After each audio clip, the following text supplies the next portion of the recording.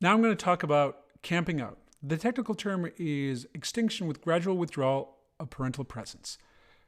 This is an appealing method for parents who aren't quite comfortable with a cry it out method and want to more slowly peel back their involvement at the child's bedtime and nighttime awakenings.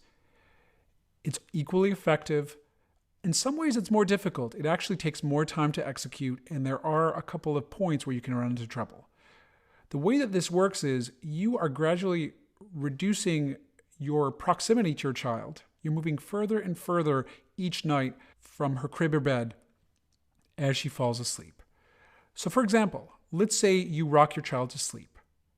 The first night of this, you'll put her down in her crib and rub her back till she falls asleep, or rub her tummy or what have you, for 2 to 3 nights.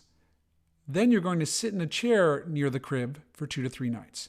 Then you're going to move your crib a couple of feet closer to the door for 2 to 3 nights. Then you're going to sit in the door for 2 to 3 nights, and then finally you're going to sit out of sight outside of the door for 2 to 3 nights. If your child seeks attention for you, and there's a good chance that she may, you give a low stimulation, low engagement response, and it's a script. You just say, I love you, it's time to go to sleep, good night. You're like a robot. You do it over and over and over. The point is to not reinforce these pleas for attention. And some parents actually find this harder to ignore their child when they're in the room than when they're outside the room. So just bear that in mind. It also can be difficult when you turn the corner from being in the door to outside of the room. That's when you may see a little bit of an extinction burst. So just be aware of that. If your child is in a crib, this is pretty easy to do. If your child's in a bed, she may get out of bed and come to you. At that point, you're to put her back in bed and to just praise her for being brave and getting back into bed. If she gets out of bed again, you leave the room and close the door for 1 minute with the understanding that she should be back in bed when you open the door.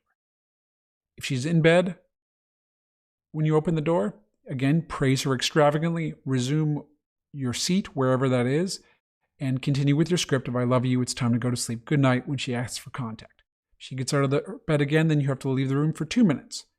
The important thing to remember is the first couple of nights, your child may be getting out of bed 10, 20, 30 times. And it's going to get better, but that may be 10 times in the first night and 20 times in the second night. That's the extinction burst. The other thing to think about is, are you going to do this when your child is going to sleep only or with the nighttime awakenings? If you do it with both, in the middle of the night, you come and sit in the place you were at bedtime. That has the upside of getting to the end of this process more quickly. It has the downside of more sleep deprivation for you, which is significant, because this can take a couple of weeks to do this, because the process of moving you out of your child's room is quite gradual.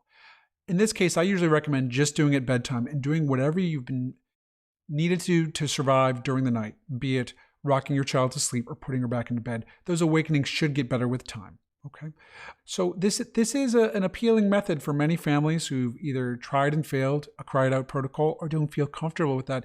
Just recognize that some children may actually have a harder time if you're there, but not really giving them attention than if you're outside of the room. So some families sometimes do switch to a cry it out type protocol after they find it's just too hard to stay in the room when their child is fussing. But again, if you follow the script, this should be successful within a week or two. And if you're doing it at bedtime, the nighttime awakenings will take a little bit longer to go away, up to about a month. So if you have any questions, leave them in the comments. Best of luck.